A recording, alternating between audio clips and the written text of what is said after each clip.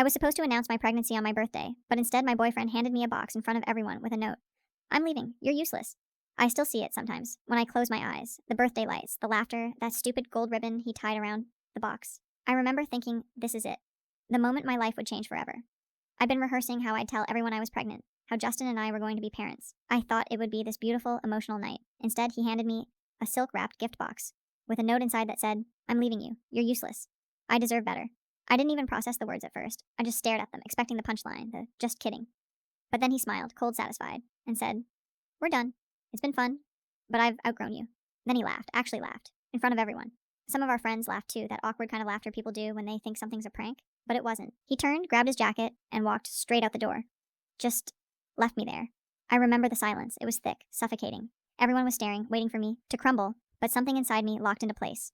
It was like my brain flipped a switch from hurt to calculating. I smiled, actually smiled. Told everyone I was fine. Thanked them for coming. Cut the damn cake myself. Barbara, my best friend, was the only one who didn't buy it. She stayed after everyone left. She watched me sweep up the confetti with hands that wouldn't stop shaking. When I finally told her what the note said, she didn't gasp or cry. She just whispered, he's going to regret that. That night, I sat on my bed with one hand over my still flat stomach and the other clutching that note. I should have been devastated. I was, sort of. But more than anything, I was awake. Every memory, every red flag I'd ignored, started replaying in perfect detail. His sudden, late nights at work, the way he'd flinch when his phone buzzed, the password-protected credit card statements I wasn't supposed to see. And then I remembered the text I'd seen weeks ago. Can't wait to see you again, Mia. He'd said it was his coworker, Mike, but Mike doesn't sign texts with hearts. That night, while everyone else slept, I logged into our shared accounts. He'd made a secret credit card. The statements were filled with hotel charges, restaurants I'd never been to, and jewelry I'd never received. That's when I made my first decision. I wasn't going to fall apart. I was going to document everything. He thought he left me broken. He had no idea he'd just created the calmest, most dangerous version of me. The next morning, my kitchen looked like the aftermath of a tornado. Half-eaten cake, scattered balloons, and that note still sitting on the counter like it owned the room. The words "you're useless" burned through me every time I looked at it. I wanted to rip it up, but I didn't. I put it in a plastic folder instead, labeled evidence. Barbara came over with coffee, and that mix of pity and rage only a best friend can pull off. You're not going to his place, right? She asked. I shook my head. No, he'll come back. People like Justin always come back. And I was right. By Monday afternoon, he texted me, I'll pick up my things tonight. Don't make it weird. The audacity. Like I was the one who'd humiliated him in front of our friends. I replied, no, I'll let you know when you can get your stuff. He called immediately, voice dripping with fake calm. Lily, let's be adults. I hung up. Then I called a locksmith. By evening, Barbara and I were boxing up his things. I found a drawer full of receipts, expensive dinners, hotels, a bracelet from Tiffany's, not mine. Barbara held one up. You think this was for her? She asked quietly. I know it was. And then I saw her name on one of the restaurant bookings. Maria. Maria, the same Maria who'd felt sick and left my birthday party, right after Justin's little performance. I sat down on the floor and just laughed. Not the funny kind, the broken kind. I didn't confront her right away. That would have been too easy. I wanted timing, precision. Instead, I called my doctor the next morning to confirm what I already knew. I was 10 weeks pregnant. Hearing the heartbeat made something in me shift. It wasn't just about revenge anymore. It was about survival, for me and the tiny life inside me. I told Barbara that night. She cried. I didn't. I couldn't. I was past tears. Over the next few days, I made lists. Lawyer, finances, apartment lease, medical appointments, practical steps to rebuild my life. Every time I wanted to scream, I wrote instead. Every detail about Justin's spending, every text, every unexplained charge, typed, dated, saved. When he finally showed up at my door 3 days later, pounding like a cop, I didn't open it. Through the door, I said, your things are gone. Don't come back without a lawyer. He laughed, all mockery. You think you're scaring me? You're nothing without me. That's when I said it, the first real truth I'd spoken in days. No, Justin, I'm free without you. He stopped laughing. Then he kicked the door hard enough to crack the wood. Barbara called the cops before I could even process it. They didn't arrest him, just told him to leave. But as he backed away, glaring at me from the driveway, I realized something chilling. That wasn't the end of it. It was just the beginning. 2 days after the door incident, I woke up to find a long, rambling text from Justin, the kind that starts fake apologetic and slides into manipulation halfway through. I didn't mean for things to go that way. You overreacted. We were done anyway, but I shouldn't have said it like that. Can we talk? I stared at it while eating dry toast to fight the nausea that never seemed to quit. My stomach was rebelling, my head was pounding, and the last thing I needed was his voice. So I didn't answer. By noon, my phone was buzzing again, this time Barbara. You're trending in our friend group, she said flatly. Maria's telling people you had a meltdown and threw a plate at Justin after he broke up with you. I almost laughed. Funny, I was too busy reading his breakup note to throw anything. That was the first real glimpse of how ugly things were about to get. Maria and Justin had clearly joined forces, his pride and her guilt forming the perfect cocktail of spite. Within a day, I'd been painted as the crazy ex, Some of our mutuals stopped replying to my messages. A few even texted me screenshots of Justin posting a photo of himself and Maria at dinner, captioned, "Finally with someone who matches my energy." I didn't comment. I didn't block them either. I saved everything. Screenshots, dates, times, receipts. Meanwhile, the nausea was getting worse. My doctor said it was normal, stress making it worse. She suggested I take some time off work. I couldn't afford that, not with rent due and a lawyer's retainer coming up, so I pushed through, dragging myself to the office every day like a ghost. Then one night, around 11 p.m., I came home to find the lock scratched and my doormat flipped over. Inside the mailbox, an envelope. No name. Just a folded piece of paper with one line. "You think you're smart? You're nothing without me." My hands were shaking so badly I dropped it. I knew that handwriting. I called Barbara first. She was there within 20 minutes, still in pajamas, hair a mess. She snapped a photo of the note and said quietly, "We're calling the police." The cops were polite but useless. "Could be a coincidence," one said. "Maybe a prank." "Sure, because anonymous threats just happen after your ex smashes your door." That night, I couldn't sleep. Every sound made my heart race. I kept picturing him outside, watching. The next morning, I moved my spare key, set up a camera by the door, and installed an extra lock. I sent the footage link to Barbara and my lawyer. 3 days later, the camera caught him. Justin. On my porch at 2:17 a.m., staring through the window for nearly a minute before walking away. That was the moment something inside me hardened completely. No tears this time, no shaking hands. Just one cold, steady thought. "You wanted a war, Justin? Fine, let's make it official." I took the footage straight to my lawyer that morning. Her name was Dana, this sharp, unflappable woman in her 40s who looked like she could smell bullshit before it entered the room. She watched the clip twice, no emotion, then said, "We'll file a restraining order, today." By noon, the paperwork was done. That should have made me feel safer, but it didn't. Restraining orders are just paper, and Justin was already unraveling. Barbara started staying over a few nights a week. She said it was for my peace of mind, but I could tell she didn't trust him either. Every creak from the hallway made both of us freeze. Then, a week later, I got the first real hit of vindication. Justin's perfect life, the one he tried to show off on social media, was falling apart faster than he could fake it. Aaron, one of our mutual friends who still talked to me, called one night and said, "You didn't hear it from me, but he got demoted." Apparently he messed up a client account and blamed his team. Maria's been posting cryptic quotes about trust being a two-way street. I smiled for the first time in days. It wasn't revenge, yet, but it was a start. The next morning I went through my folder again, the one labeled evidence. Every hotel receipt, every text thread, every screenshot.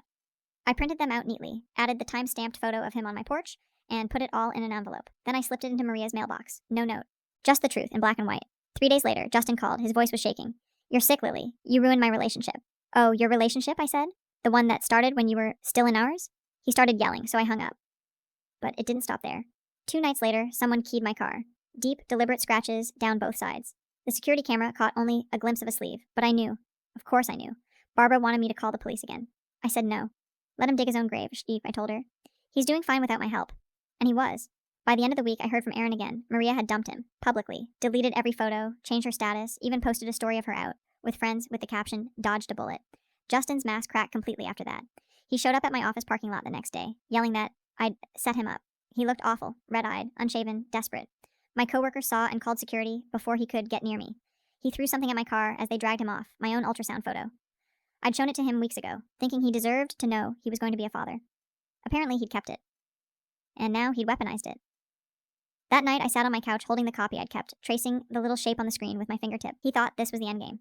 He had no idea it was just the halfway point, because if humiliation was his language, I was about to become fluent. The night after the parking lot scene, I couldn't sleep. The image of him throwing that ultrasound photo replayed in my head on a loop. That was his lowest blow yet, using our child as a prop in his tantrum. But instead of breaking me, it clarified something. He wanted control. He wanted to see me rattled. That's what had fueled him from the start. He couldn't stand that I'd kept my composure, that I'd built my life back up without him. So I decided to flip the script. Let his own ego do the work for me. The next day I called Aaron, the same friend who'd been feeding me quiet updates. "Hey," I said, keeping my voice casual. "You still hang around that circle?" He hesitated, then said yes. I told him to keep an eye on Justin. Nothing big. Just let me know when he's about to show off again. Because Justin couldn't help himself. Whenever he fell apart, he performed it. And sure enough, by the weekend, he was trying to throw a housewarming party at Maria's old apartment. The one she'd kicked him out of, but still co-owned. The invite was desperate. Fresh start, new beginnings, drinks on me. Barbara came over that night, hair pulled back, mischief in her eyes. "You're really going through with this, huh?" "Every last detail," I said. "We didn't crash the party. We didn't need to. We just made sure the truth got there first." Before the guests arrived, I sent out an anonymous email from a burner account to everyone on his invite list. Friends, coworkers, his boss. Attached were screenshots. The text with Maria, the hotel receipts, and my personal favorite, a clip from the security camera of him standing outside my door at 2 a.m. with the caption, "Your new beginnings guy." I went to bed smiling for the first time in weeks. By morning, my phone was exploding with messages. Aaron texted, "Lily, holy hell." He melted down, started yelling at everyone, threw a bottle. His boss was there. HR got wind. Barbara laughed so hard she nearly spilled her coffee. A few hours later, I got a text from Justin. No words, just a single photo of his empty apartment and the caption, "You win." But I didn't reply because this wasn't about winning. It was about ending the cycle. That evening, Barbara and I sat on the couch eating takeout and watching a movie while my phone buzzed nonstop in the background.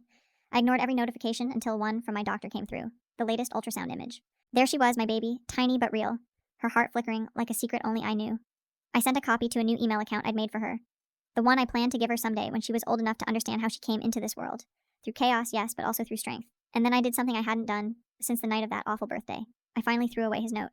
Not ripped, not burned. Just dropped it in the trash. Quietly, permanently. Because the best revenge isn't destruction. It's peace he'll never get back. 2 weeks passed after the party incident, and the silence that followed was almost eerie. No late night calls, no threats, no passive-aggressive texts. It felt like the air finally cleared. Just till it didn't. Justin wasn't gone. He was regrouping. One morning, I woke to an email from my HR department asking if everything was okay at home. Someone had sent an anonymous complaint claiming I'd been emotionally unstable and unfit for my position. The email even included a few out-of-context screenshots, ones that looked suspiciously like pieces of my messages to him, edited to sound erratic. He was trying to tank my job now. I marched into HR that same morning, folder in hand. I laid everything out, the police report, the restraining order, even the video of him at my door. My boss, a no-nonsense woman named Tracy, just stared at me afterward and said, "We'll handle it, Lily. Don't worry." Still, I left shaking. Pregnancy hormones, stress, rage, all tangled together. I wanted to scream. But instead, I drove home, pulled into my driveway, and found something new waiting for me. A bouquet of dead roses sitting on the hood of my car. No card, just rot. Barbara arrived 20 minutes later, ready to throw hands with the universe. "He's losing it," she said. "He's trying to scare you." "He's trying to control the story," I corrected. "But he's already lost it." I wasn't going to live scared, not anymore. So that night, I called Dana, my lawyer. I asked her what it would take to formalize custody before the baby arrived. She said it was unusual but doable, especially given the evidence of harassment. I wanted it all documented, who this man really was, on record, legally. A week later, we served him papers. That's when everything exploded again. He showed up the next evening, pounding on my door, shouting loud enough that neighbors came out. "You're taking my kid from me? You manipulative bah." Barbara was there, thank God. She stood between me and the door while I called the police. Justin was still yelling when the sirens pulled up. They didn't arrest him, just warned him again. But watching him get cornered by flashing lights, his voice cracking with panic, did something to me. For the first time, I saw him small, pathetic.